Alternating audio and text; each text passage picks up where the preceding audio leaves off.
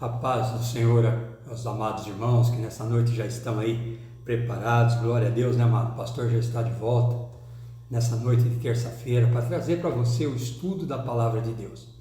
Quero primeiramente agradecer a cada um dos irmãos por todas as orações que foram feitas, né, por essa semana que o pastor esteve aí no hospital. E graças a Deus nós estamos aqui de volta, amados, alegre, feliz, né, por poder estar aqui novamente ensinando a palavra de Deus aos irmãos e podendo compartilhar, né, dessa comunhão com cada um de vocês. Quero dizer aos amados irmãos que quinta-feira o pastor já vai estar lá na igreja, no domingo também. Nós vamos estar todos voltando aí para poder, né, adorarmos juntos ao Senhor. Né? Mas mais uma vez eu agradeço o carinho, a preocupação de cada um dos irmãos com a saúde do pastor e estamos aqui juntos, né? Mais uma vez, para darmos continuidade àquilo que o Senhor tem para as nossas vidas. Vamos orar, amados? Nós vamos nessa noite, eu quero até aproveitar aqui com os irmãos, nós temos a aula de número 3 e a aula de número 4 hoje, elas vão falar sobre o mesmo personagem. Então o pastor vai condensar nessas duas aulas, numa aula só, porque nós vamos conseguir abranger todo o assunto, né? Então você que está aí com a revistinha, depois você vai estar lendo gradativamente cada uma das passagens e nós vamos, né, adiantar um pouquinho para não ficarmos muito atrasados com as nossas aulas. Vamos orar, amados, vamos agradecer a Deus. Amado Deus, eterno e soberano Pai, em nome de Jesus, Pai, eu quero te agradecer por mais esta oportunidade que é estar aqui junto com os meus irmãos nessa transmissão, para poder trazer o estudo da Tua Palavra ao coração de cada um dos Teus filhos. Obrigado, Senhor, pelo carinho, obrigado, Senhor Deus, pela preocupação de cada um que estiver orando pela minha saúde, e aqui estou de volta, Senhor Deus, para poder dar continuidade àquilo que o Senhor tem para as nossas vidas. Abençoa cada lar, abençoa cada família, abençoa os homens, as mulheres, nossas crianças.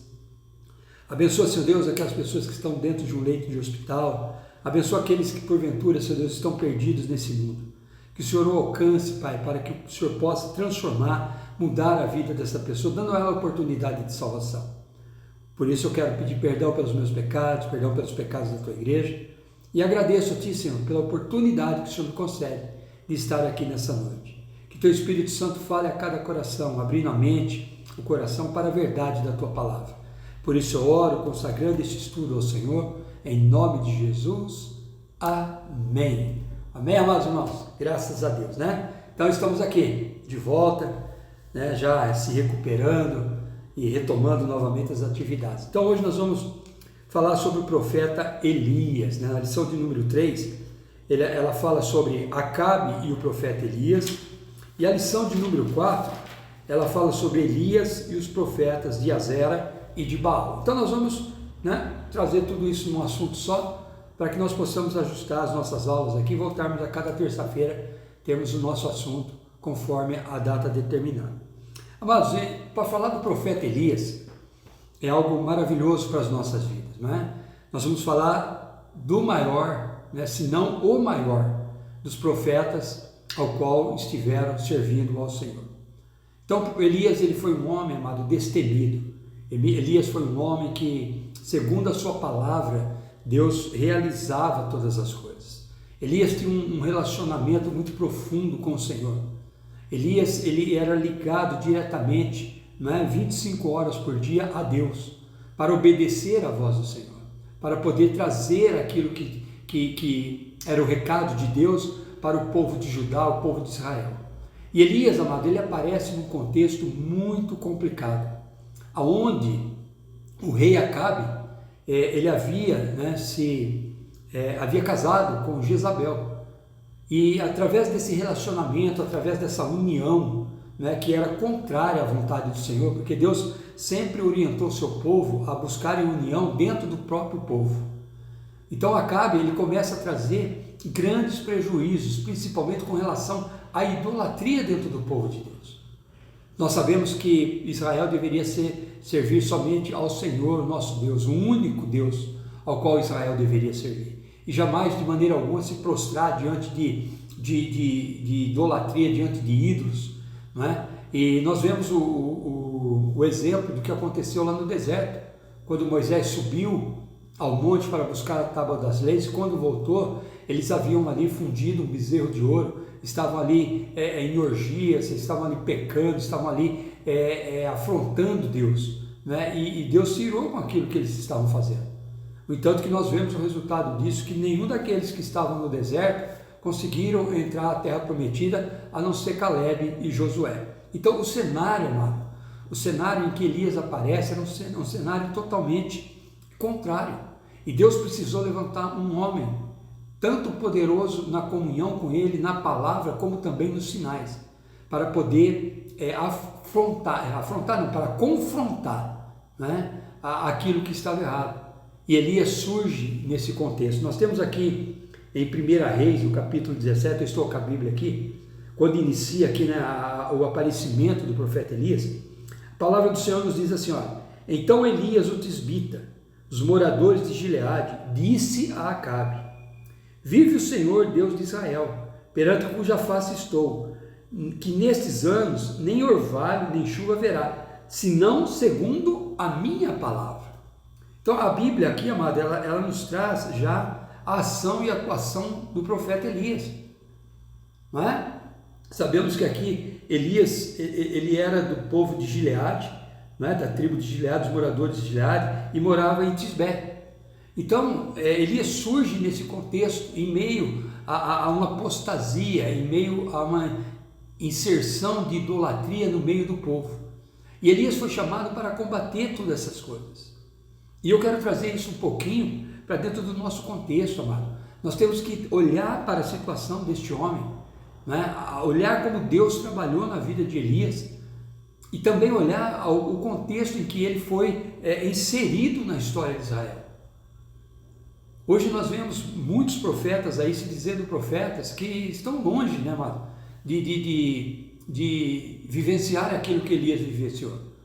Porque Elias era destemido, Elias tinha a palavra correta, Elias ele não se amedrontava diante das coisas. E Elias surge agora, amado, já diretamente tratando com Acabe e trazendo ali uma profecia de que estaria acontecendo ali 3 anos de uma grande seca, 3 anos de falta de chuva sobre Israel. E nós vemos pelo contexto bíblico que tudo isso, conforme a palavra do profeta, começou a acontecer. Passaram-se os anos, começaram a vir a seca, começou a vir as dificuldades diante do povo de Israel, a fome, não tinha mais condição de cuidar dos animais, do gado.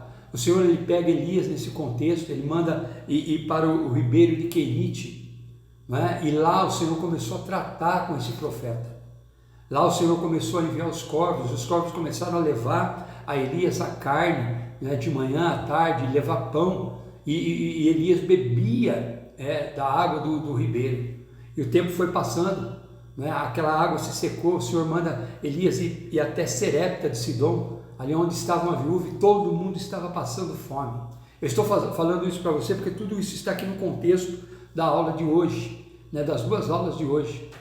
Elias ele foi um profeta que ele profetizou o que estaria acontecendo, mas ele não fugiu do cenário que eles estavam passando. O Senhor estava cuidando, o Senhor estava protegendo, o Senhor estava confirmando, mostrando ao povo de Israel o pecado que eles estavam cometendo, se distanciando da presença de Deus.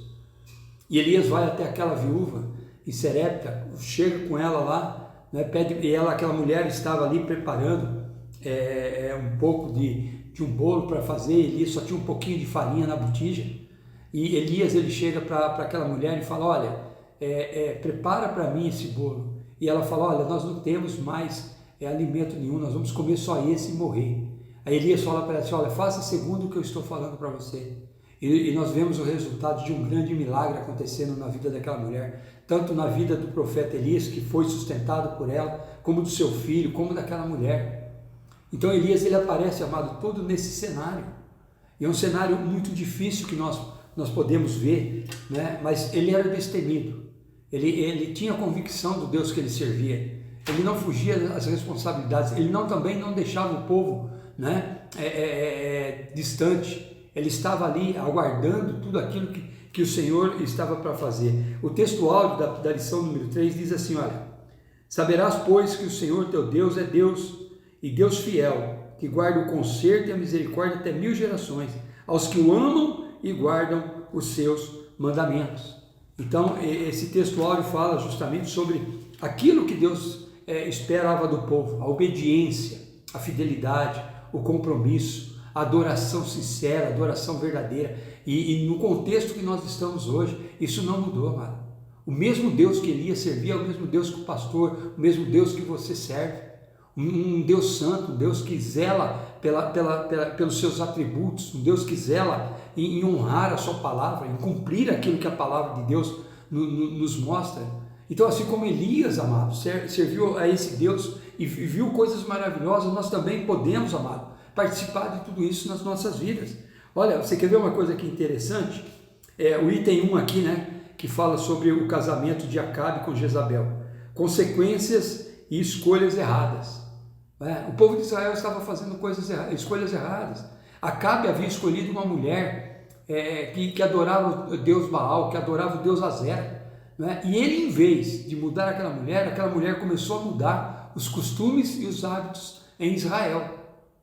E as consequências foram desastrosas. Mas olha aqui o que diz aqui o item 1. Acabe induziu o povo a se aprofundar no pecado da idolatria, de maneira bem mais intensa que os reis que o antecederam. Olha só, ele está fazendo coisa pior do que os reis que o antecederam. Além disso, cometeu o grasso erro de se casar com uma princesa do reino de Sidom, chamada Jezabel. Essa mulher era devota de Baal e Azera, 2 deuses adorados pelas nações vizinhas de Israel. Essa princesa dos Sidônios incitou tanta maldade em Acabe que ele chegou ao ponto de se vender para fazer o que era mal aos olhos do Senhor. Então, nós vemos, amado, a consequência de escolhas erradas. Acabe sabia o que ele deveria fazer, mas para poder se prevalecer, para poder se beneficiar, ele se associa com os Sidônios e ele alcança, esse favor e vai casar junto com Jezabel.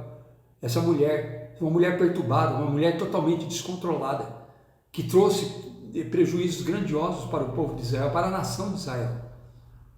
Introduzindo as suas adorações, introduzindo seus falsos profetas, mediante aquilo, ao Deus Santo que nós servimos. E Acabe não teve controle sobre isso. Acabe não soube, mesmo em meio, amado, à misericórdia, mesmo em meio à oportunidade de Deus, porque o que nós temos que ver hoje, essa chegada de Elias, amado, foi para trazer para Acabe a oportunidade de mudar aquela situação.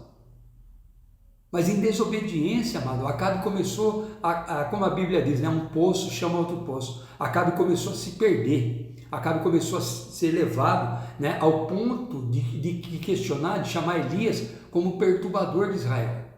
E não era Elias o perturbador, Elias estava falando a verdade. E é muitas vezes isso que acontece quando nós falamos a verdade. As pessoas nos acham perturbadores, mas nós temos que zelar pela verdade da palavra. Doe a quem doer, custe o que custar.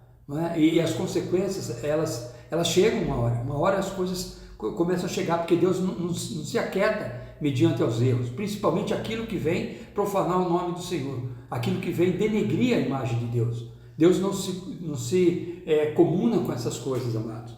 O item aqui da lição 3, o item 2, aqui, olha, do tópico 2, Elias prevê a grande seca. Olha aqui, a intervenção divina. Em razão de sua idolatria e atrocidades, olha só, Acabe é considerado o pior rei de todo Israel.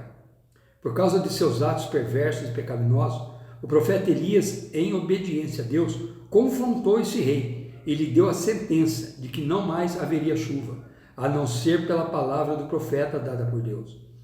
Com a seca veio a fome, porém nem mesmo diante dessa situação, Acabe se arrependeu dos seus pecados diante de Deus. Isso, amado, é dureza de coração. O Senhor, Ele trabalha da mesma maneira. As pessoas, elas não entendem muitas vezes quando Deus, Ele usa a vida de um servo para poder trazer uma palavra de correção. Eles acham que eles estão sendo envergonhados, eles acham que eles estão sendo, tendo assim a sua reputação ferida. E não é isso, amado, é a misericórdia de Deus querendo que aquela pessoa mude a trajetória, mude o seu caminho, venha de novo andar em conformidade com o caminho do Senhor. O Senhor ele é longânimo em perdoar os pecados, os erros, as falhas e colocar aquele que está caído em pé. Então Acabe estava tendo a oportunidade de olhar para Elias. Amado, olha só, eu quero fazer uma pergunta para você. Aonde estava o temor a Deus de Acabe? Na vida de Acabe? Sendo que Elias, amado, havia profetizado que estaria não chovendo durante 3 anos. E Acabe começou a ver aquilo, mas nem aquilo moveu o coração de Acabe para ele abandonar todas aquelas coisas. E é isso que muitas vezes a desobediência, a falta de temor a Deus faz com que as pessoas venham a tropeçar nos seus caminhos. Amado, não é demérito nenhum reconhecer um erro, não é demérito nenhum confessar o pecado. Por entanto que a Bíblia nos ensina que nós devemos confessar os nossos pecados para sermos sarados e a nossa história ser mudada. Então o Senhor ele tem maneiras de trabalhar. As pessoas não entendem isso. Muitas vezes Deus usa a vida de ímpio para trazer uma palavra de correção àquele que serve ao Senhor. Mas é para envergonhar? Não, de maneira alguma. É para que ele volte aos caminhos da verdade, para que ele abandone o erro, abandone o pecado, volte a adorar novamente o Senhor e ter uma vida, né, de relacionamento com o verdadeiro Deus. No tópico 2, o item 3 do tópico 2, da lição 3, diz assim, olha, Deus sempre cuida dos seus.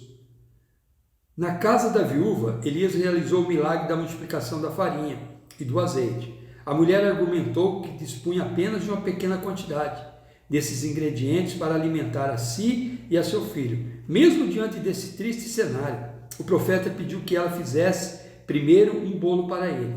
A viúva obedeceu a ordem de Elias e lhe preparou a comida. A partir daí, olha que coisa linda, pela palavra do Senhor, nada faltou para aquela família, até o fim da seca. E essa história nos mostra o quanto Deus cuida dos que proferem a sua verdade e defendem a causa do órfão e da viúva. Você pode dizer glória a Deus por isso, amado? O Senhor está cuidando da vida do pastor, o Senhor está cuidando da minha saúde, o Senhor está cuidando da minha família, o Senhor está cuidando daquilo que é necessário para você. Não fique preocupado, não fique ansioso com coisa alguma. O Senhor ele está cuidando, amado, e trabalhando para poder abençoar a minha vida, abençoar a sua vida. Você que está me assistindo nessa noite, tome essa palavra para a sua vida.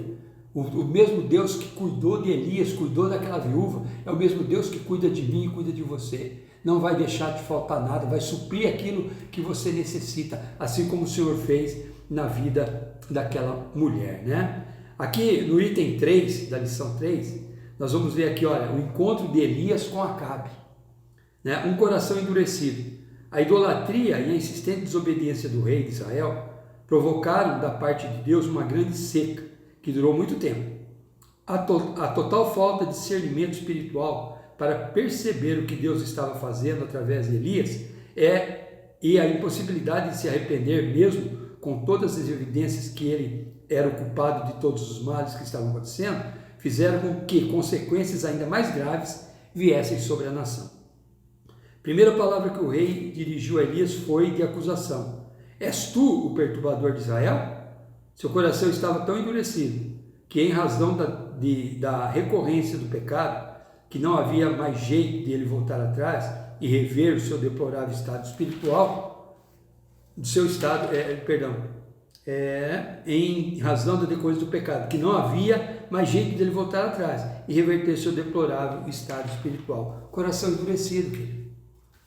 Coração quando endurece para a verdade da palavra de Deus, mesmo que a pessoa ela reconheça que ela está errada, ela quer bater de frente, ela quer mostrar as suas razões, ela quer trazer as suas explicações.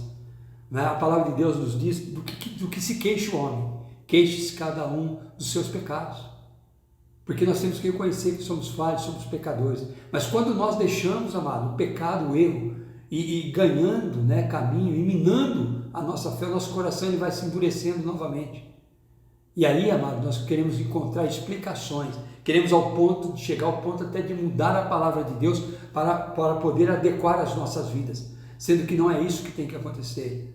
A palavra de Deus tem que transformar a nossa vida, e não a nossa vida querer transformar a palavra para poder se adequar a ela. Então Acabe aqui estava numa situação terrível, né? e longe das coisas do Senhor. E aí nós chegamos aqui na lição 4, onde Elias começa agora a enfrentar os profetas de Azera e de Baal. O texto áureo da lição 4, ele diz assim, olha, 1 Reis 18:38. Então caiu o fogo do Senhor, consumiu o holocausto, e a lenha, e as pedras, e o pó, e ainda lambeu a água que estava no rego. Amados, Elias, ele propôs um confronto. Ele era sozinho, servindo a Deus ali, ele estava sozinho na frente de Acabe. Ele mandou chamar os 400 profetas de Baal, os 450 profetas de Azera. E ele fez um desafio. Olha o que é um homem de Deus. Olha o que é uma pessoa destemida, sabendo que Deus estaria ali honrando o seu compromisso. Elias manda chamar aqueles profetas, pede para partir os bezerros, preparar o altar e preparar ali aquele sacrifício. E deu oportunidade para os profetas de Baal clamarem ao seu Deus, né? Deus em letra minúscula, né?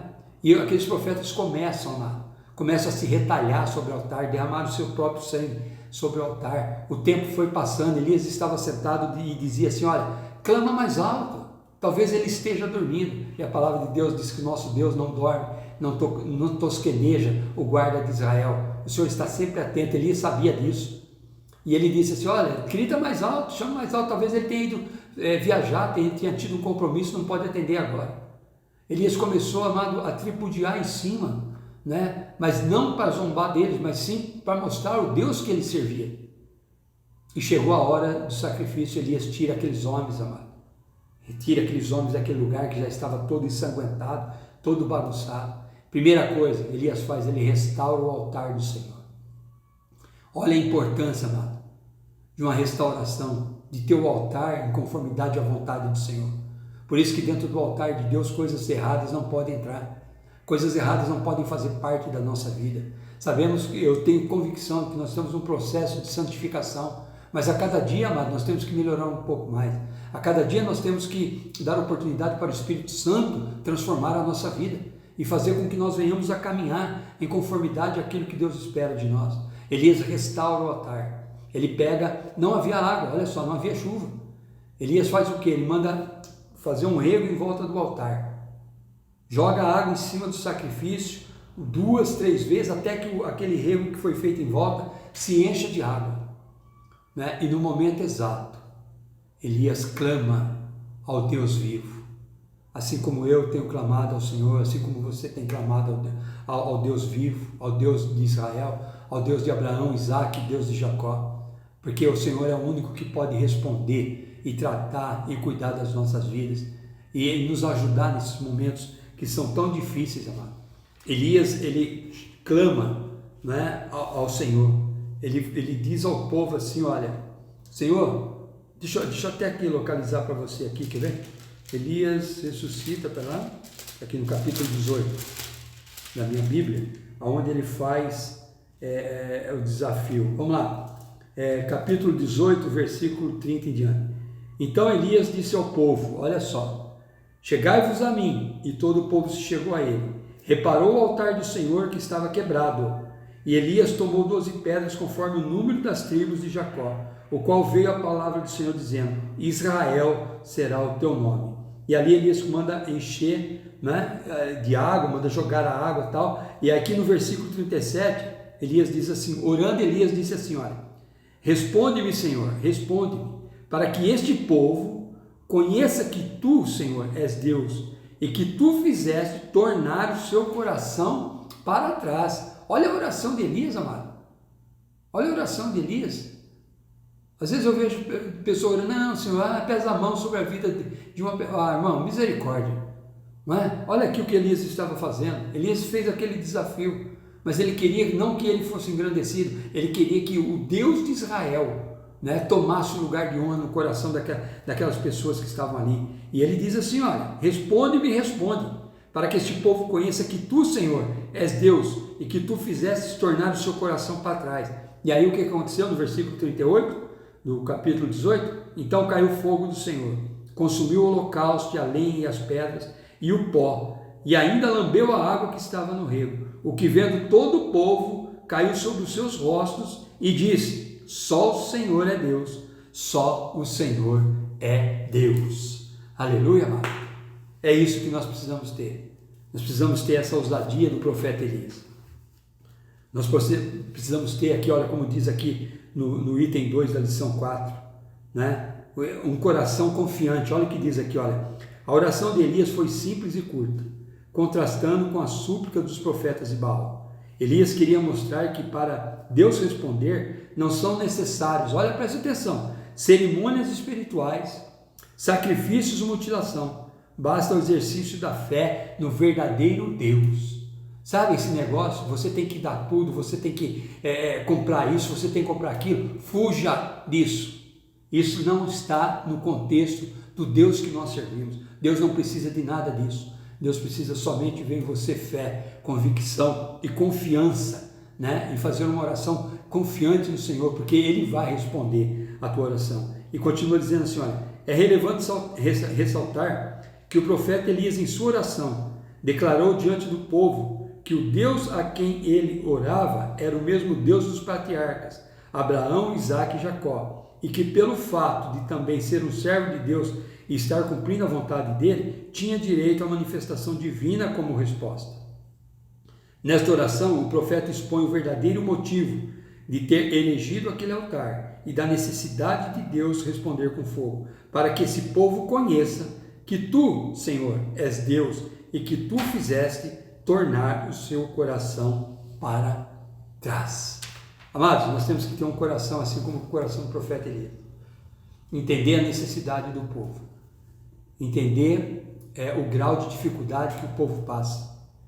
E poder, através da graça e da unção do Senhor, manifestar o nome de Deus para que as pessoas possam se arrepender e verdadeiramente serem inseridas no plano de salvação. Olha aqui no item 3 do tópico de número 3, né?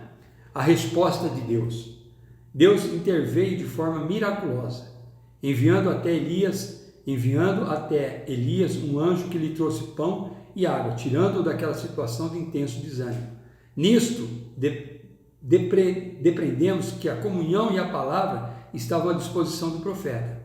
A partir de então, ele se deixou levar pelo mover de Deus através do vento, do terremoto, do fogo, da voz mansa e delicada. Elias teve oportunidade de confessar seu estado de desespero, não é? E Deus lhe deu novos sentidos para continuar seu ministério. Ungir Azael como rei da Síria, Jeú como rei de Israel e Eliseu para lhe suceder como profeta, né? Aqui nós estamos falando um pouquinho sobre após esse confronto, né? Elias ele foi ameaçado por Jezabel, né? E como um ser humano, né? Ele teve ali um medo, né? E ele se escondeu numa caverna, mas o Senhor foi cuidar dele aonde ele estava. E eu quero dizer uma coisa para você, mesmo que você esteja no deserto, mesmo que você esteja no monte, mesmo que você esteja no vale, mesmo que você esteja dentro de uma caverna, né? O Senhor vai cuidar de você. Olha o exemplo do profeta Jonas, né? Dentro do ventre de um peixe, pela desobediência à vontade do Senhor, o Senhor foi lá e o trouxe de volta para cumprir o ministério que Deus tinha feito sobre a vida dele. Então, amados, hoje nós fizemos essas duas lições. Deixa eu ler a conclusão aqui da lição de número 4. A vida de Elias é um grande exemplo para todo crente que fielmente serve o Senhor. Olha só, a vida de Elias é um grande exemplo para todo crente que fielmente serve ao Senhor. Ainda que à sua volta quase todos estejam contaminados. Olha só, ainda que à tua volta todos estejam contaminados pela idolatria e toda forma de injustiça, o cristão não pode perder o ânimo e a vontade de lutar pela causa do Senhor. Elias é exemplo do cuidado e da fidelidade de Deus. Quando o crente fiel decide seguir o que a palavra de Deus ensina e não aquilo que a maioria acha que está certo. Olha, eu vou ler isso aqui de novo para você. Elias é exemplo do cuidado e da fidelidade de Deus quando o crente fiel decide seguir o que a palavra de Deus ensina e não aquilo que a maioria acha que está certo. Amém?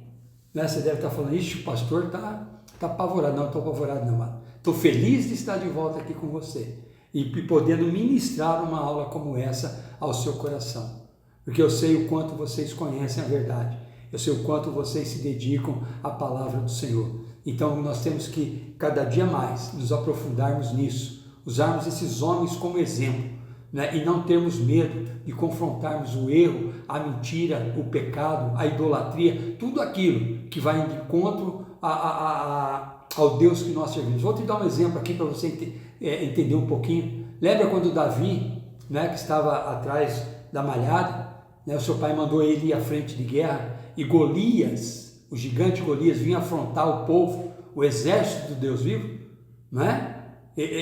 Davi foi tomado ali pelo Espírito de Deus, de um homem destemido, né? E enfrentou aquele gigante, né? Ele disse para aquele gigante assim: olha, você vem comigo com varas e paus, mas eu vou contra ti, contra o Senhor dos Exércitos. Irmão, não tenha medo de defender a causa do Senhor. Você foi chamado para isso, assim como eu também fui chamado, né? Que Deus abençoe vocês. Quinta-feira estaremos juntos lá no culto, né? Quero poder estar revendo os irmãos ali, né? O pastor já está bem, graças a Deus. Nós vamos voltar às nossas atividades, vamos voltar aí a estarmos juntos, congregando e adorando o nome do Senhor. Feche seus olhos.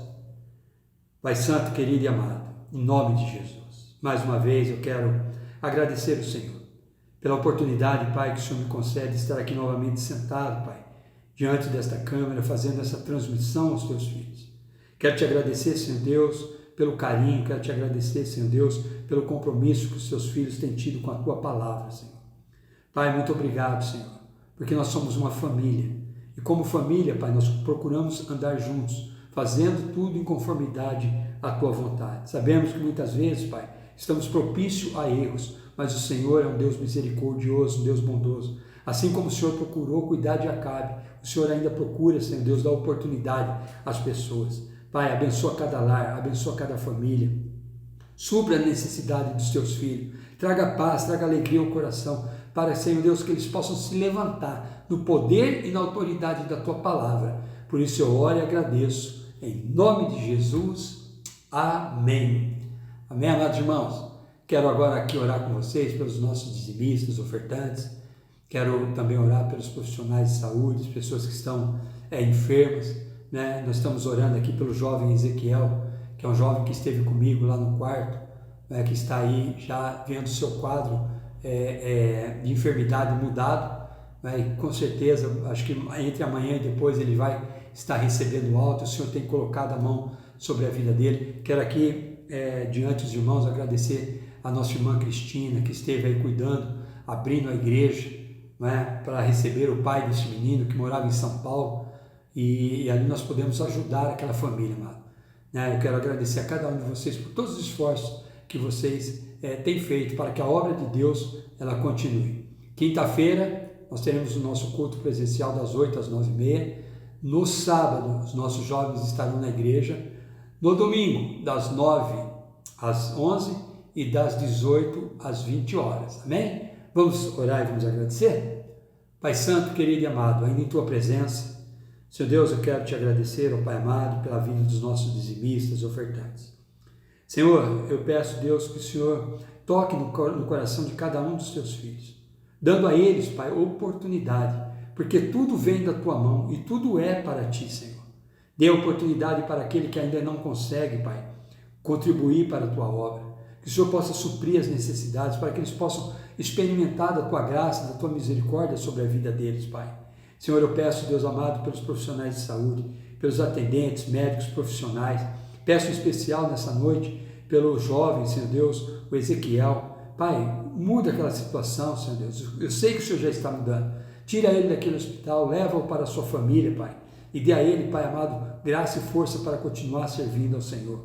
Pai, muito obrigado por todos os irmãos que estiveram nos ajudando nesses dias que foram difíceis. Obrigado pelo carinho, obrigado pela preocupação. Por isso eu oro, agradeço e abençoo em nome de Jesus.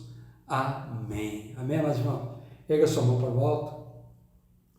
Que a graça de nosso Senhor Salvador Jesus Cristo, o amor de Deus Pai e a comunhão consoladora do Espírito Santo esteja sobre todo o povo de Deus, agora e para sempre. Amém? Amados, deixa eu só, estávamos esquecendo de um recado, né? As nossas mulheres agora estão se preparando aí para fazer um evento ao ar livre, como foi no sábado retrasado aqui em frente à minha casa, né? E nós vamos estar, esse evento vai estar sendo dirigido pelas mulheres.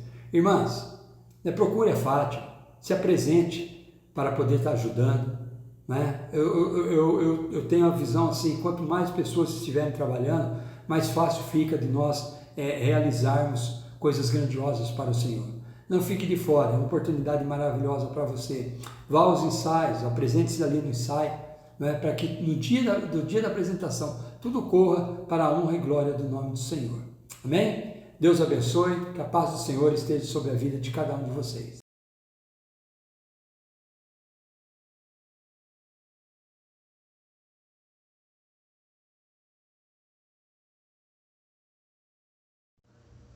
Paz do Senhor a todos.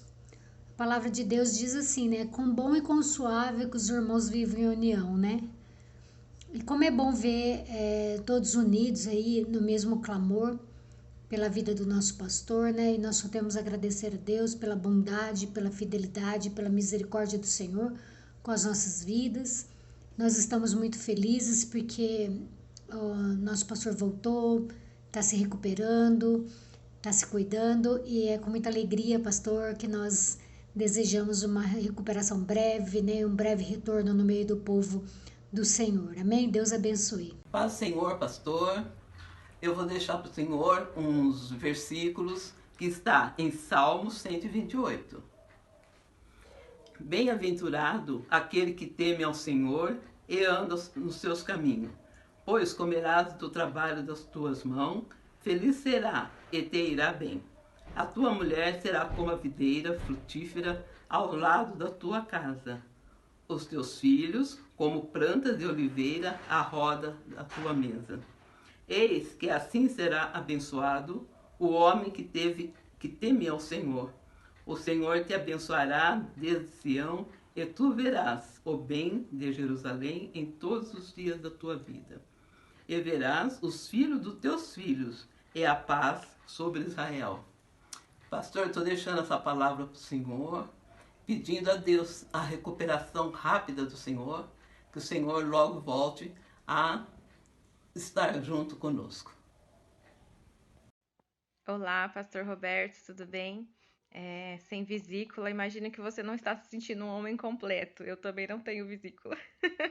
Mas tirem qualquer órgão e preencham com o Espírito Santo, né? Que Deus possa preencher qualquer lugar que esteja vago, né? Com o Espírito Santo. Quero deixar para você Provérbios 4, 6. Não abandone a sabedoria, pois ela o protegerá. Ame-a e ela o guardará. Se você der valor à sabedoria, ela o engrandecerá. Abrace-a e ela o honrará. Ela lhe colocará uma bela grinalda na cabeça e o presenteará com uma linda coroa.